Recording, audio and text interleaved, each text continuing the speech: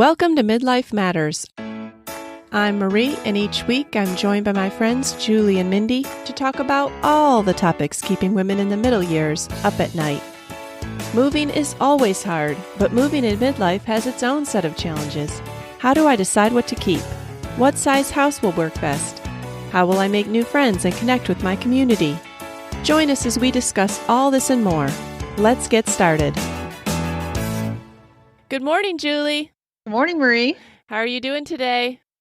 I'm doing all right. Yeah? Okay, that doesn't sound like a raving review. Well, as good as can be expected. Okay, all right. Mindy, can you bring us up here at all? Good morning, girls. I am actually super excited to be here today. Yes, and you are so close to what our actual topic is going to be that it's not even funny. I know. So listeners, today we're going to hear from our own Mindy Silman, as well as a guest and friend that you're going to meet a little bit later, as we discuss something that many of us have experienced. It's something that will certainly change your entire life, whether you choose to do it or it's forced on you. It has the power to bring you to your knees as you wonder whether you'll ever feel normal again, or it can bring you a life so fulfilling that you never could have imagined it. What is our topic? Today we're talking about moving in midlife. Yay! And depending on who you are, it's either yay or a groan. Right. You could be weeping hysterically or cheering. Yes. But we also are joined by Julie's friend, Janet Addison. And Julie, will you introduce Janet to all of us? Sure, I'd love to. Janet and I go way back to our college days. We actually met when we were both dating our husbands, and we didn't go to the same college. It was just during that time of our life. And then when we got married, we had kids that were about the same ages. So we raised our kids together, and we were living in Memphis at the time. And then I was the first to move away. And then Janet eventually moved away from Memphis. And yet we've maintained our friendship now for probably almost 35 years. Wow. And I was thinking about it toward the end of our time in Memphis, we weren't seeing Janet and Greg as much as we had been. And I think there's no way to prove this, but I think maybe that we've maintained our friendship better because we've been long distance. Like we've just had to work at it. Oh, okay. And I've always appreciated that they were committed to maintaining the friendship, even when we were pretty far apart. Sure. Yeah. Well, Janet, welcome to Midlife Matters. Thank you. Yeah, we're so happy to have you. Moving in midlife is different than moving at any other time. And so today we want to talk about why it's different and how it might be harder or easier, and hopefully come up with some strategies to help those who are facing this now or will face it in the future. So Janet, let's start with you telling us a little bit about yourself and how many times you've moved. I grew up in Memphis, and now we live near Little Rock, Arkansas. And Greg, my husband, and I were college sweethearts, and we're 10 days away from our 33rd anniversary. Oh, wow. Congratulations. So we're in it for the long haul. We have 2 grown kids. Our daughter's married and lives in Russellville, which is about an hour and a half away from us. And our son lives in Washington, D.C., and doesn't ever come home. It's too exciting in Washington. It is. I am kind of sort of a pastor's wife. My husband is in ministry. He's not exactly a pastor at the moment, but I have been a pastor's wife and still consider myself to be one. I am a writer and an editor and have worked in various related fields over the years. Most recently, I was a college English and writing instructor. And right now, I am happily unemployed. Okay. Well, that's good. But working hard. Oh, yes. I always work harder for free than I ever have for money. That's funny. Well, can you describe, you never told us how many times you've moved. Oh, this is bad news. When I added it up, I was really shocked. In 33 years, we have moved everything we own 13 times, and 4 of those times were in the last 4 years. Oh, my goodness. So wow. I do consider myself an expert at moving at this point. Yes. Well, you've basically moved once a year for the last 4 years, so that is a crash course in moving. Yes. Well, can you describe what moving was like when you were younger versus what it's like now? The first thing that came to my mind was it was more exciting Mm-hmm. when I was younger. Because we're building a new house or we were going for a new job or something like that. And I had my kids, and there was just more to arrange and more to be concerned about. We had to worry about all the kids' stuff, and we had to worry about where we needed to live for the best school district and that kind of thing. And I had lots more energy and lots more strength in my body than I seem to have now. This time was really weird because we could live anywhere we wanted, and we didn't know where we wanted that to be because we didn't have to be tied down. Greg wasn't working at a church anymore, so we didn't have to live near the church, and we didn't have kids in school, so that didn't matter. So when you basically have the whole metropolitan area you can live in, that was a harder decision for us about where to be. So we actually moved into an apartment for a year to figure out where we wanted to be. But it's harder because the more you move, the more you move, you have less stuff, but it's like the more we move, we have more stuff. Oh, wow. And I have less energy to deal with it. Yeah. I totally agree with that. Like the older I get, I'm like, you think about moving, I hear the word moving, I'm like, oh, I'm so tired all of the sudden. Yeah. Because I don't know about you, Janet, but I know for me that it's not that we don't know how to move. Like physically, we know how to do it. Like, how to schedule this and schedule that and get this organized and do that and get everything. But it is so mentally exhausting. It's more of an emotional exhausting thing that I feel at this point. I don't know about you. Yes, it is. Well, and Greg used to come in, he'd be at work every day and I'd be home packing every day. And he'd come home and say, oh, it looks like we're almost done. And I'd say, we're not anywhere near done. The stuff triples and quadruples when you have to put it in a box. It's true.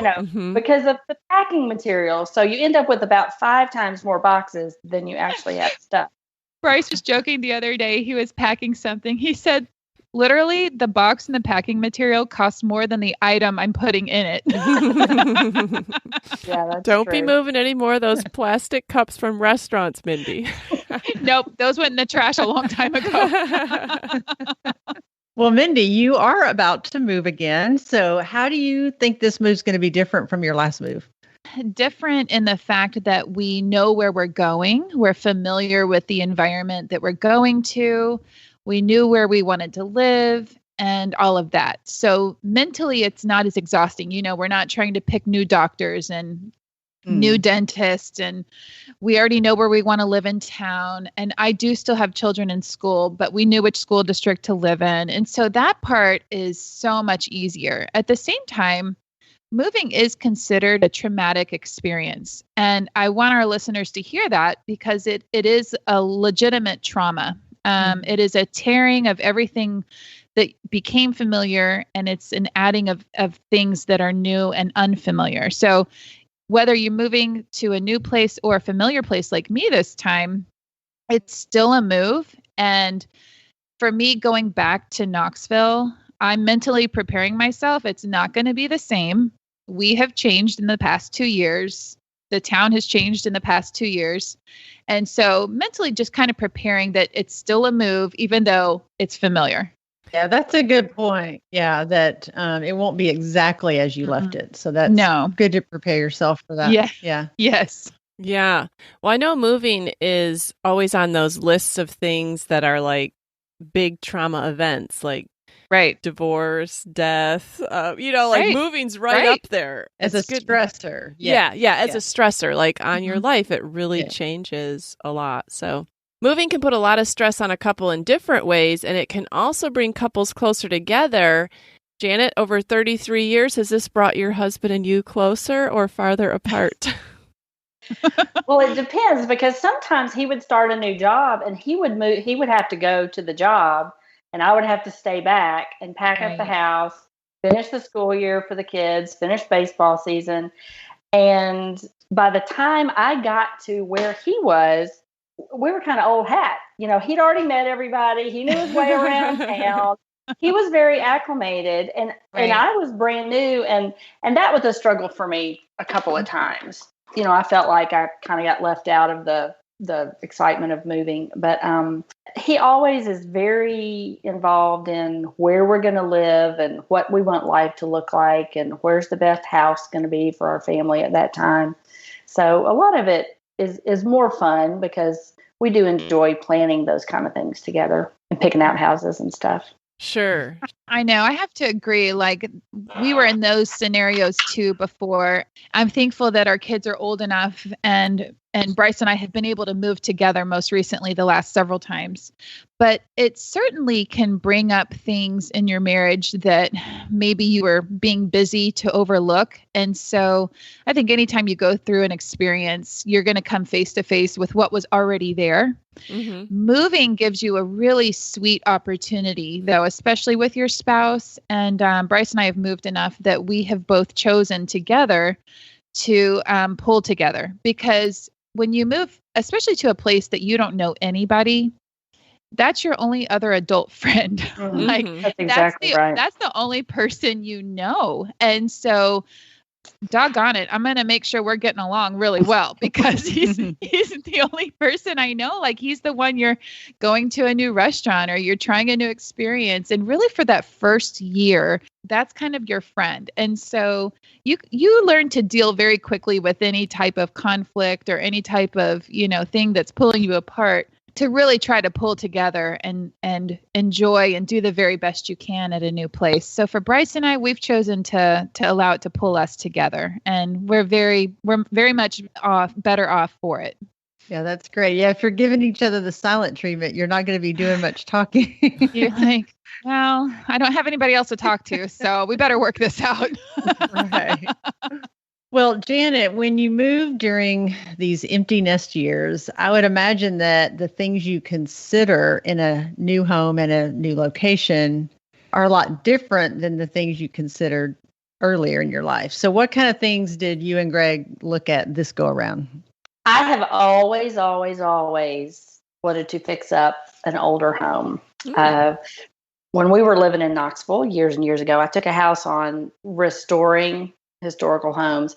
And this is the first, we've always wanted to do that, but this is the first season and first area. You can't live in an old home just anywhere. It has to be in a certain kind of neighborhood. So we found that this time, and trying to find a place where it was all about, could we handle the workload? Could we afford to fix it up? And then if we had to sell it, we wouldn't be upside down or anything like that. So those were the kind of things. It was all about money this time. Money and the level of work that we could do. And, when we were younger, I had visions of, we'd start with a starter home, then we'd move up, and then we'd get a big house one day. And the more I have moved my stuff, I have realized a big house is not going to be the answer to my problems. And we really have made the decision to start downsizing already. So the last couple of times we've actually moved much, much smaller. We're looking for smaller houses. Mm-hmm. Well, and Janet, the last time we talked, you mentioned something about the holidays, that things are different than maybe you had originally envisioned them as far as how you'd use your home with your family. Right. Our daughter lives close enough that she really doesn't need to spend the night. I mentioned our son lives so far away, he doesn't ever even come home, and he doesn't have a family yet. But all of our family is still in Memphis. So if we have, family holidays or Christmas or Thanksgiving or whatever, nobody's ever coming to my house. We always are going back to Memphis to our parents' house. It's always been that way. When we moved away to Arkansas and left the whole family in Memphis, we learned, okay, we're going to be the ones that are having to travel back. So I kind of gave up the expectation of needing the big house for family gatherings, because that's just not how our life works. If my kids have 12 grandchildren who want to come to my house all the time, then I may revisit the size of my house. But right now, we're happy with a small house. So you're not the one right now hanging on to that big dining room table. You've been able to kind of give up that. Yes, my attachment to home and all that, really when we went into ministry and I realized we were no longer, not that you're ever in control of your schedule and your life and your job, but I don't know. When we were going into ministry, our mentor pastor told us, you got to be ready to go at the drop of a hat because you never know when God's going to move you. So I've just kind of let go of a lot of that, having to be the big house where family comes and all that, because we're not there. Mm-hmm.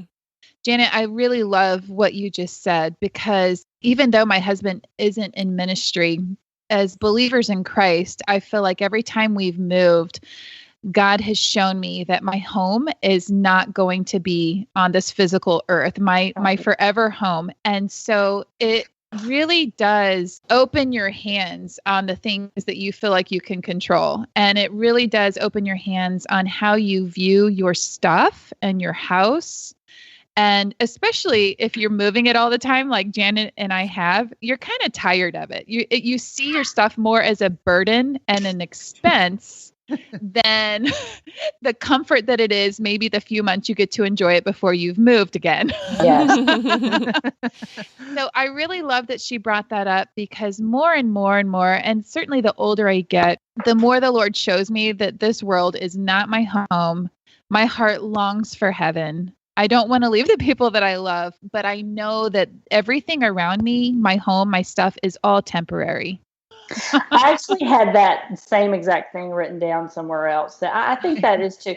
When you are not rooted in one place for so long, it's easy to unroot and go plant somewhere else. You get less attached to the location the more often you move.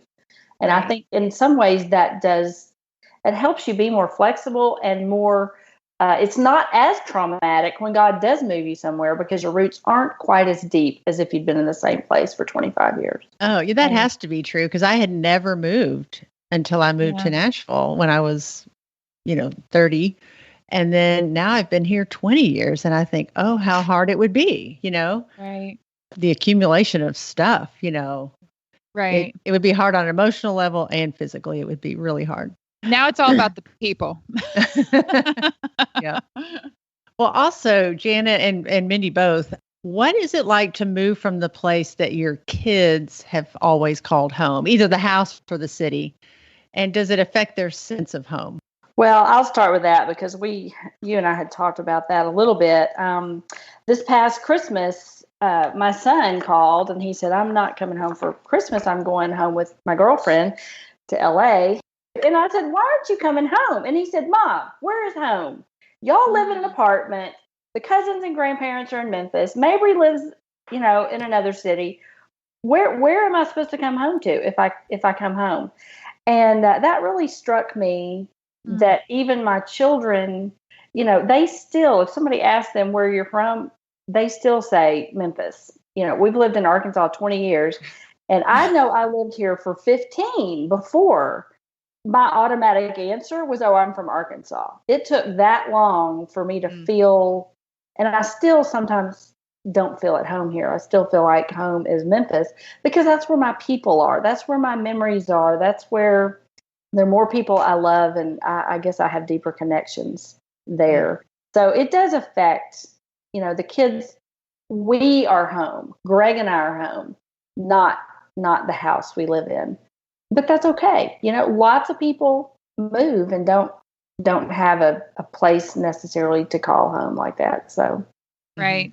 I was going to reference the very first episode we recorded. I literally had to sit down with pen and paper to write all of the moves that I had up until that point of our first podcast episode. And so if listeners go back, you can hear all the places that I'd moved and lived. But in this house, I bought a sign for our wall, and it's so fitting. It just says, home is wherever we are together.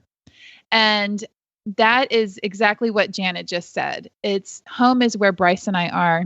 Any military families out there experience this all the time. You ask a military kid or adult, where'd you grow up? And you don't really know how to answer. Mm-hmm. You're like, well, my grandparents lived here, but my mom and dad live here, and my other grandparents live there. And it's just like, there's no solid answer. And for a lot of kids, that's really hard to not feel like you have an answer to a question.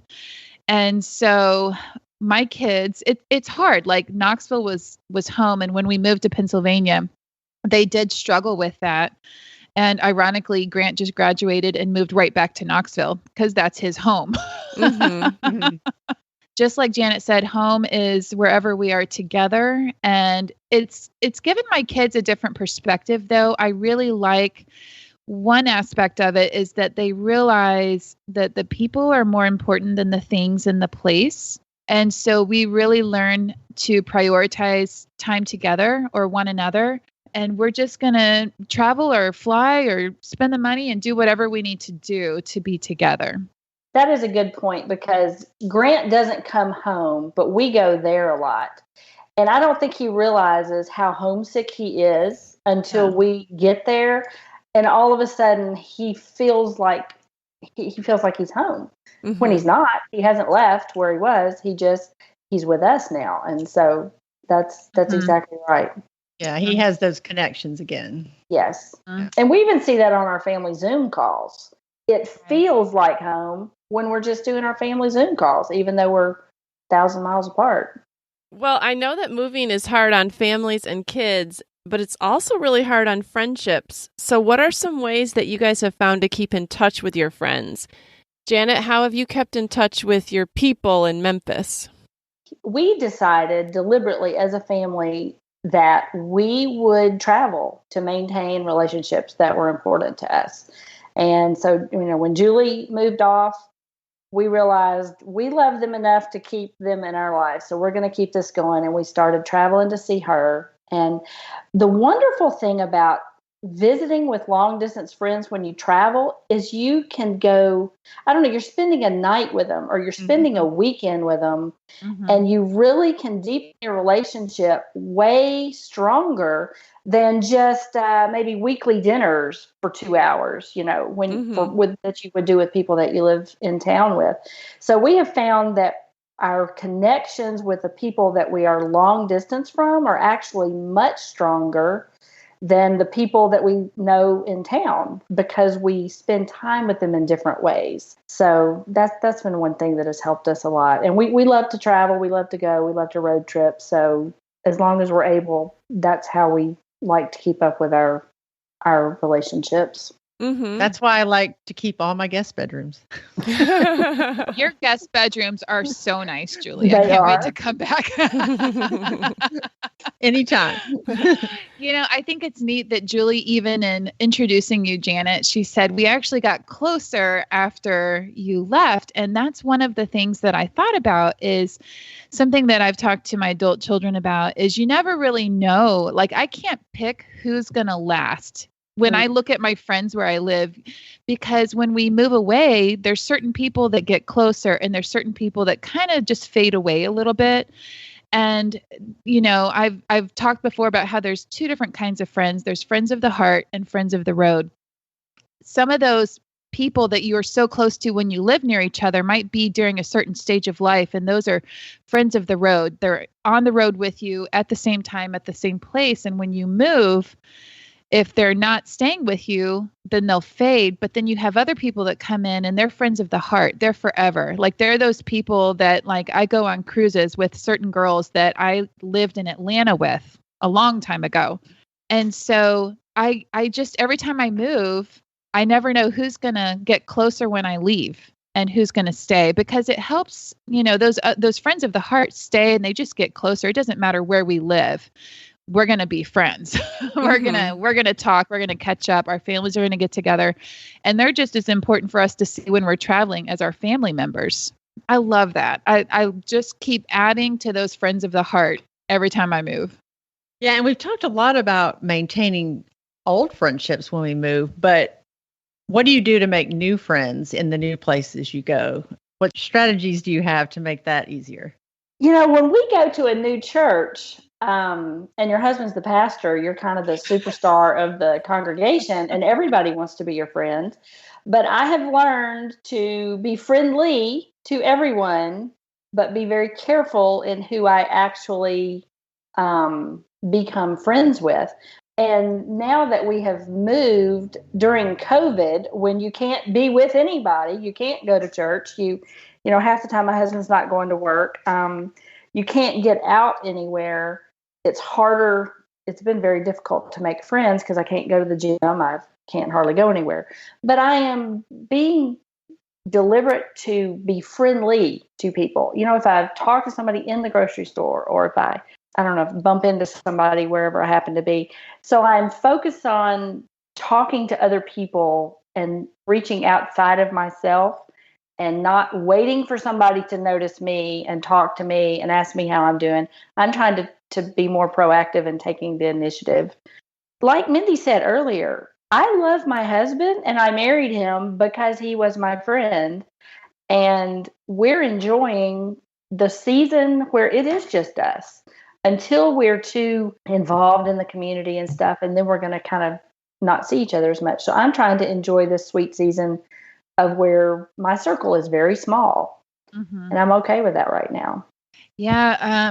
Aside from the pandemic, I mean, the thing that Janet even said is you just have to get out there and meet people and be friendly. And you've got to be the first one to say, hey, what's your name? And I know even in Pennsylvania, moving in midlife, you're not meeting people through your kids anymore. You're not meeting people for play dates or after preschool or in the kindergarten classroom or in the elementary school. And so I find friends everywhere I go, whether that be certainly my neighbors first, but going to the gym and taking classes that I enjoy and just being proactive about going up to people and saying, hey, I love Zumba too. Like, what's your name? And do you come to this class often? And, mm-hmm. Things like that. But it's so neat because I've been able to, even in the past 2 years, make friends in my Zumba class here in Pennsylvania. And those are just some of the sweetest people that I've met. But going to the grocery store, you'll start to see the same people. Ask their name and then remember it and use it every time you see them, because you'll feel more human if you're having like interactions with people, because it's so easy to fade off into the distance and no one would know. No one would have any idea. It takes a lot to get yourself out there, but it's so worth it when you at least know a couple of names around your community that you can use and interact with. Join a Bible study at your church.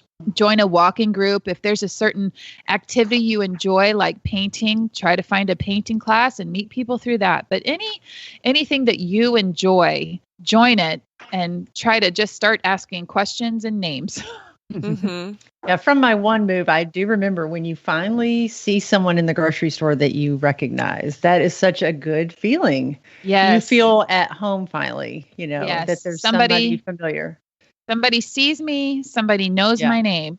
That's some really great advice, Mindy. And I have to say that I don't really know if I've ever introduced myself to anybody at the grocery store, but maybe I need to try that, even though I'm not new. Marie, when you're desperate, you ask everybody for their name. Well, what are some other ways that you guys have found to try and acclimate yourself to a new place? I am geographically challenged and easily disoriented. Like, I literally am not sure, even if I have my GPS on, I don't know which way to go out of the parking lot to get onto the blue line on my GPS. So the first thing I do when I move somewhere is I hand draw a map of the major roads and put where Walmart is and put where the library is and put where the church is. Because if I don't feel lost all the time, then I feel more at home. That's a big help for me until I get my bearings in a new place. And I get a library card first thing at my new library and change our address so we can vote. Okay. First things I do. Right. Amen, sister. Yeah. Some of the things that I do practically to acclimate to a new place is I research restaurants that are local, activities, monuments, historic sites, trails, shopping, or anything else that we might enjoy as a family. And I make a huge list. And so then if we ever have downtime and we're all feeling kind of lonely, we're like, let's go try a new restaurant. Let's go find a trail. Let's go check out this mall right down the road. And so I do try to have those things at hand so that we can kind of pick something off of the list, things that we're all interested in. Also, just some advice about acclimating to a new place is I would just give some space to the people that you just left, only because if your heart is really tender about leaving people and a place that you really loved, it might just help you to try to put full force all your energies into try to meeting new people and getting used to your new environment. So essentially just maybe don't look back so much, but try to change your view and look forward. The very last thing and the very most important thing that I do is I walk and I pray on the new roads and the new streets and the new sidewalks where I'm living. And I really just ask God to meet me there. Meet me here in this new place. Take my feet where they're supposed to go. Help me meet the new people I'm supposed to meet and just order my steps. Who do you want me to be? And I ask all these questions again, like, what do you want me to leave behind? What do you want me to pick up in this new place? And so there's just a lot of letting go and adding. And so that's why it's traumatic a little bit, but it really gives an opportunity to kind of let some old things go and maybe try to let the Lord mold you into something new. Yeah, that's really good advice because when we moved here, we were only 3 hours from Memphis. So I went back monthly. And my parents lived there, so I had a reason to go back. But I would think I was very, very happy here in Nashville with our new friends, our new home. And then I'd go back there and I'd say, why did we ever leave? Like, this is where I want to be. Right. And then when I would come back here, I could feel that way about Nashville. But I was always, I'd say for 5 years, I was in that turmoil. And that made it can't really harder. acclimate to a new place unless you're really letting go of the old place. I mean, when enough time has passed and your heart's okay, then you can talk to those people in Memphis and you can talk to your old friends, but you almost have to get to a place where you're okay with the new place.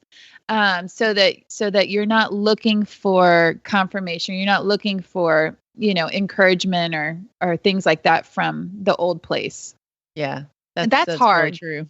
Think about like your college student, like when you leave your freshman in the dorm for the first time and they tell you, don't let them come home for a month or, let your kid call you. Like, don't call your kid, let them call you. It's, as an adult, it feels juvenile to say, but maybe, when somebody moves, let them call you.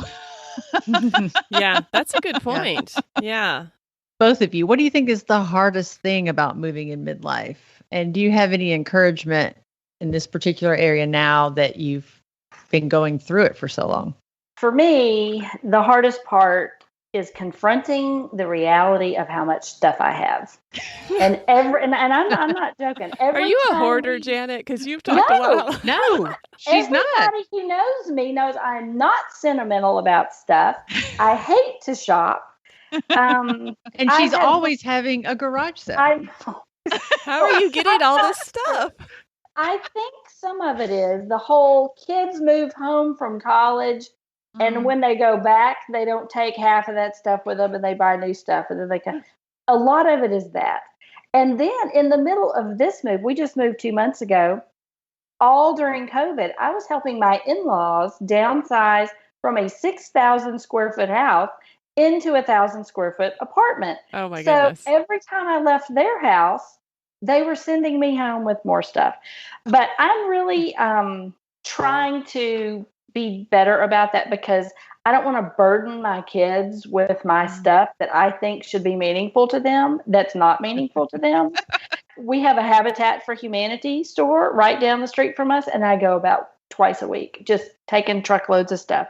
Anything I don't need in this house. For years, I have lived keeping things that I might need for a future house. But I'm decided this time, if it doesn't work in this house, I'm letting go of it. Because if I get another house and need other stuff, there will still be stores where I can buy it, hopefully. Sure.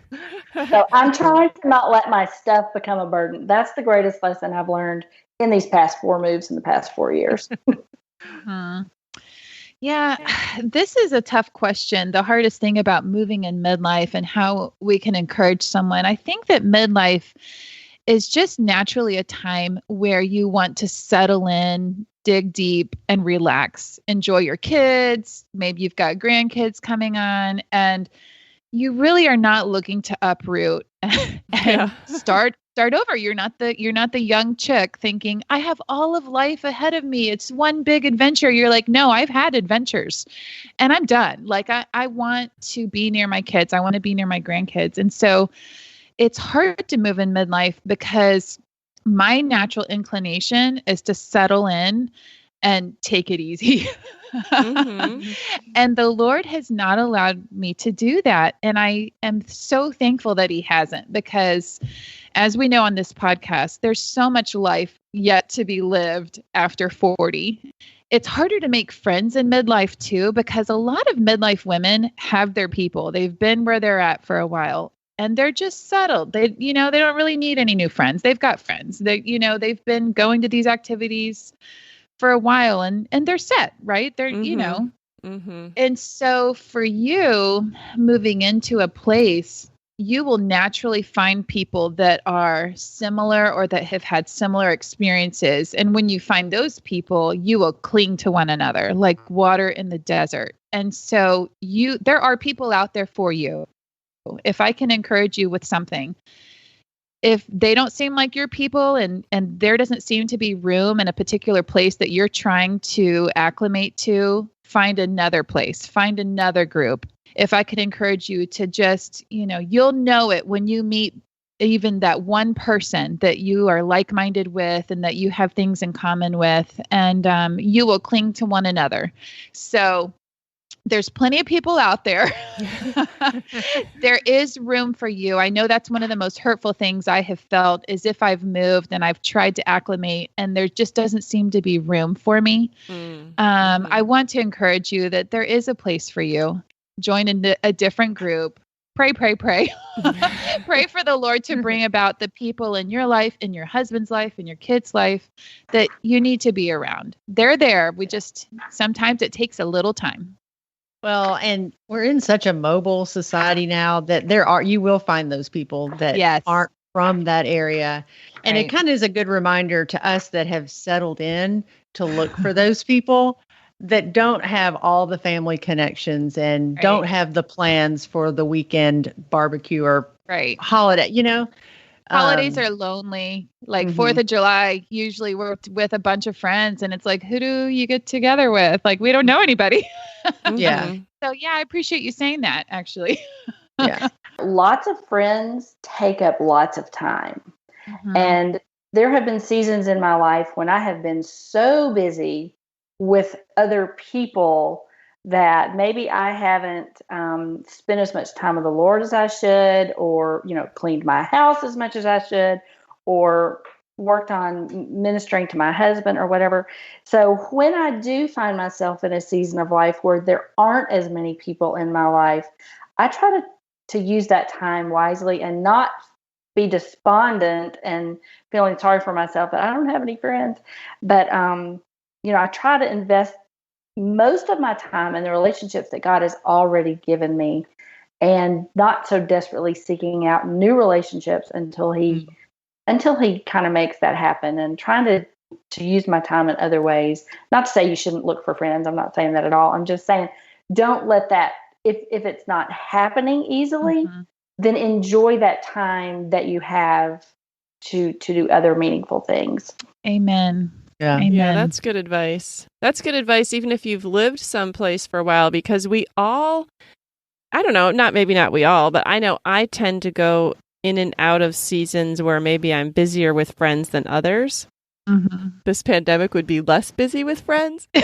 So we can look more maybe what we should have been taking care of in our own family or in our own life, and get a little introspection going there. Right. How long would you say that it takes you to get to the place where a new place feels like home? I just want to say it may never feel like home. Well, that's encouraging. I know. But, it goes back to what we talked about earlier. I think as Christians, we do have a restlessness in our spirit. We're surrounded by foreign perspectives and attitudes. And, you know, we don't feel at home in this world anyway, because of if we're followers of Christ. But I know when I have moved, the first time we moved to Arkansas, my culture shock could not have been greater than if I had moved to Africa. I really think culturally, even though it was 100 miles from Memphis, it might have been, you know, 100 countries away. So some places are never going to feel like home, because home is where, like we said earlier, it's where your people are. It's where your roots are. It's where your memories are. It might not. I think we need to redefine what home is. I guess is where I'm going with that. Yeah, that's a whole nother podcast. Yeah. Because if you don't feel like you want to feel, then you have to do the work to find other ways to enjoy being where you are. Because again, that's scriptural. We're supposed to be content where God has put us, which means I have to learn to look for the positive things about where I'm living now, even though they may be different or feel unfamiliar than places that I have lived in the past. I know, practically speaking, I felt like I learned a long time ago that the first year is just going to be all new. Everything's new. Every season is new.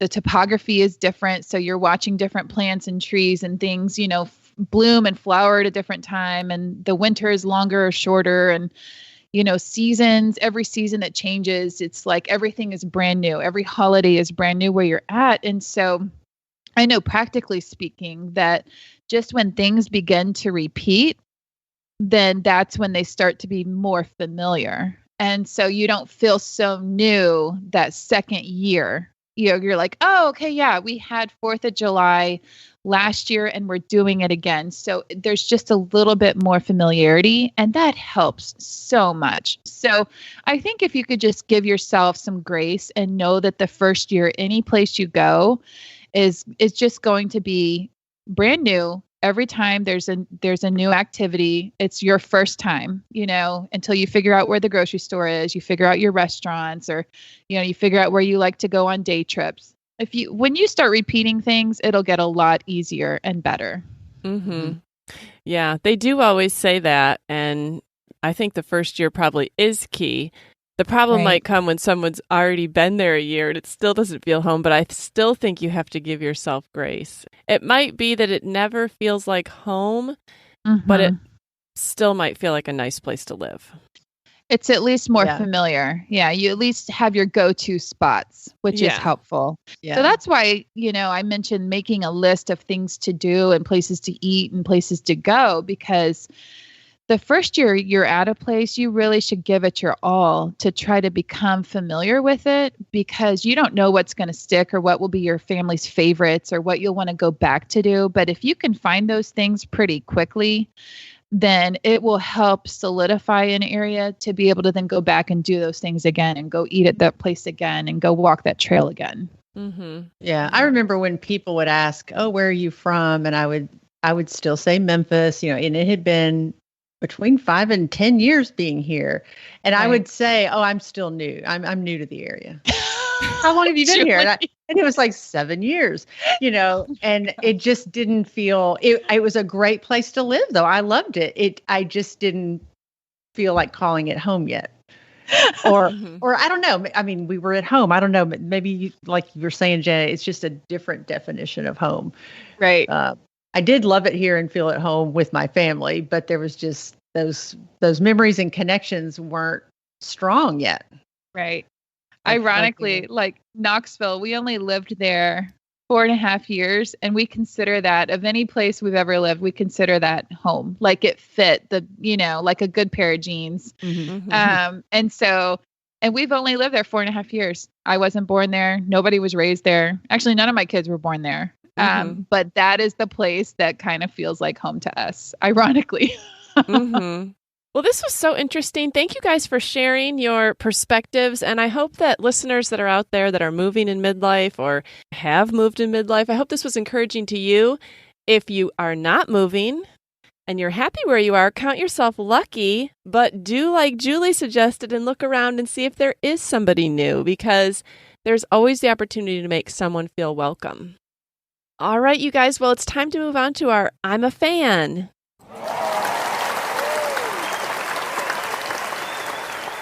And Janet, we always start out with our guests. So Janet, what are you a fan of this week? I am a fan of power tools. Woo! We are remodeling this 1950 house, and we're not very handy, but we're interested in becoming more handy. And we have learned that if you buy the correct tools, jobs are a whole lot easier.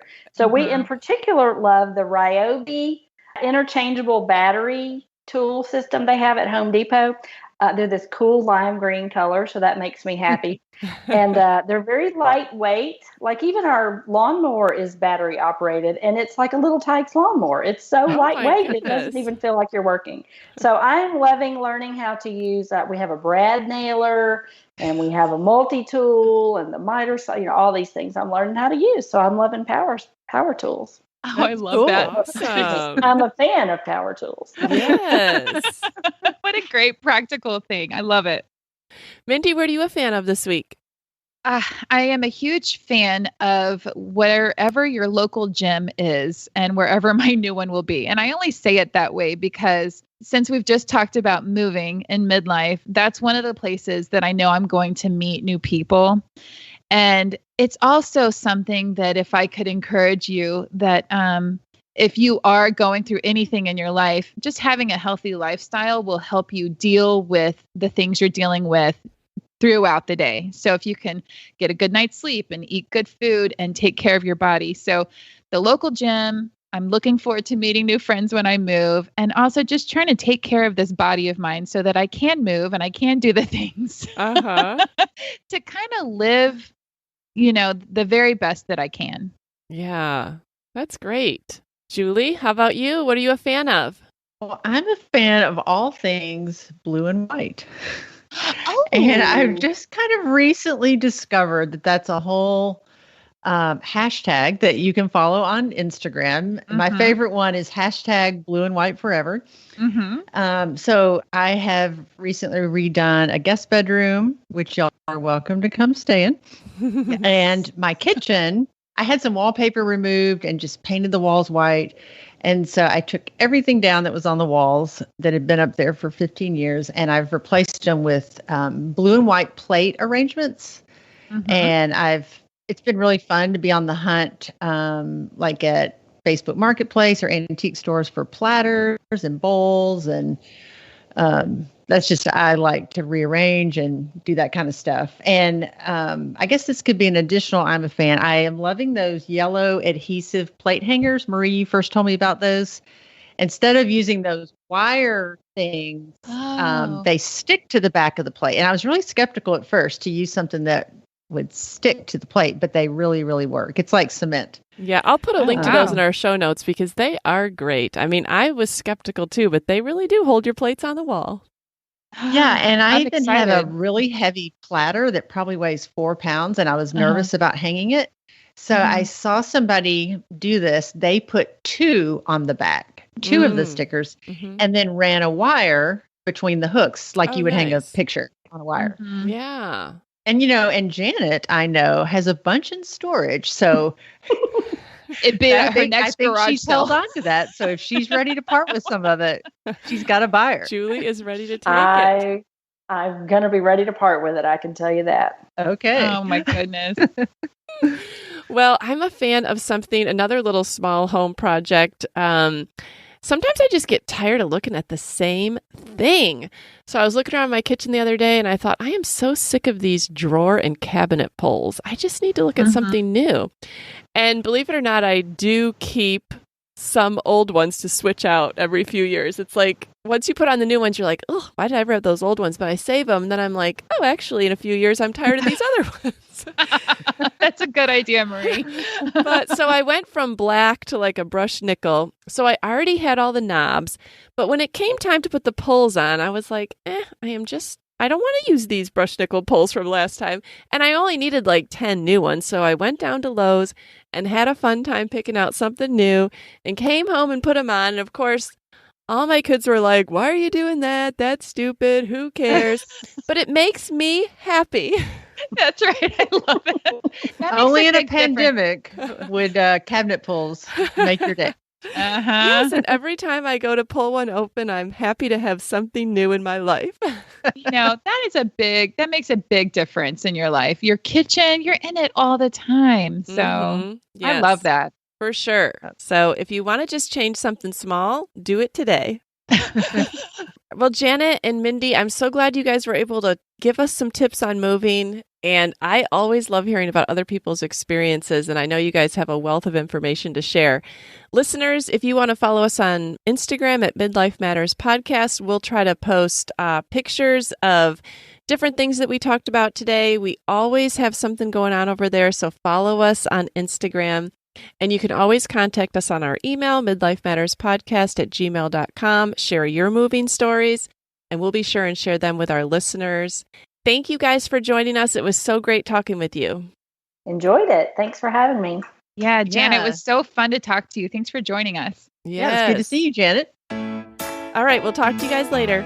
All right. All right, Bye. bye, girls. We're so happy you joined us today.